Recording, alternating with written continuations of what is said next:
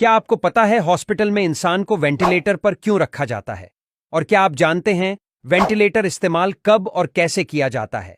और क्या वेंटिलेटर पर रखने से इंसान की मृत्यु हो जाती है? और क्यों वेंटिलेटर की नली नाक में जाती है? और क्या आप जानते हैं एक वेंटिलेटर काम कैसे करता है और इसकी जरूरत कब पड़ती है? तो चलिए शुरू करते हैं और वेंटिलेटर के बारे में डिटेल में जानते हैं। एक मेडिकल वेंटिलेटर ऐसे मरीज की जान बचाने में मदद करता है जो सही तरह से सांस नहीं ले पाते हैं या जिनके लिए खुद सांस ले पाना पॉसिबल नहीं रह पाता। ये तो आप जानते ही हैं कि हमारी सांस लेने की प्रक्रिया लंग्स से जुड़ी होती है। लंग्स की बदौलत ही हमारी बॉडी को फ्रेश ऑक्सीजन मिलती है और लंग्स कार्बन डाइऑक्साइड और दूसरी वेस्ट गैसेस को हमारी बॉडी से बाहर निकालने का काम भी करते हैं।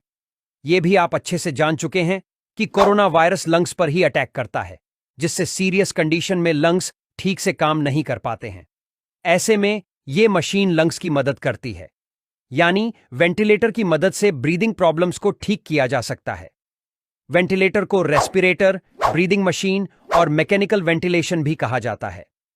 ये वेंटिलेटर लंग्स में एयर पुश करते हैं और इस एयर में ऑक्सीजन का लेवल बढ़ा हुआ होता है। वेंटिलेटर में ह्यूमिडिफायर भी होता है जो एयर सप्लाई में हीट और मॉइस्चर को भी ऐड कर देता है ताकि ये एयर पेशेंट के बॉडी टेम्परेचर से मैच कर सके। जब पेशेंट के ब्लड में पर्याप्त ऑक्सीजन नहीं पहुंच पाती है और उसके लिए सांस लेना बहुत ही मुश्किल हो जाता है, तब उसे मैकेनिकल वेंटिलेटर पर रखा जाता है।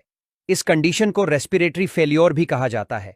डॉक्टर वेंटिलेटर को इस तरीके से सेट करते हैं जिससे यह मशीन पेशेंट के लंग्स में हवा भेजे।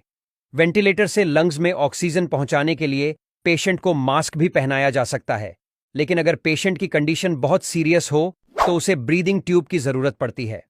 इसके लिए मुंह या नाक के जरिए एक एंडोट्रैकियल ट्यूब पेशेंट के विंड पाइप यानी ट्रैकिया में इंसर्ट की जाती है। इस ट्यूब के इस्तेमाल के दौरान पेशेंट बात नहीं कर सकता और ना ही कुछ खा सकता है।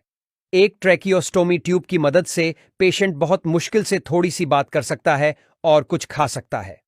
वेंटिलेटर प्रेशर का उपयोग करके ऑक्सीजन युक्त हवा लंग्स में पहुंचाता है और कार्बन डाइऑक्साइड को बॉडी से बाहर निकालता है। ऐसा करने से पेशेंट को ऑक्सीजन मिलती है और कार्बन डाइऑक्साइड बाहर निकलती है। पेशेंट का एक्सहेल करना यानी कि सांस छोड़ना भी बहुत जरूरी होता है, क्योंकि अगर CO2 बाहर न निकले तो पेशेंट के अंगों को डैमेज कर सकती है। यह नॉर्मल ब्रीदिंग प्रक्रिया की तरह ही होता है, लेकिन क्योंकि पेशेंट को सांस लेने में दिक्कत आती है, इसलिए वेंटिलेटर उसे सांस लेने और सांस छोड़ने के प्रोसेस में मदद करता है। वेंटिलेटर पर रहने वाले पेशेंट के heart rate, blood pressure, respiratory rate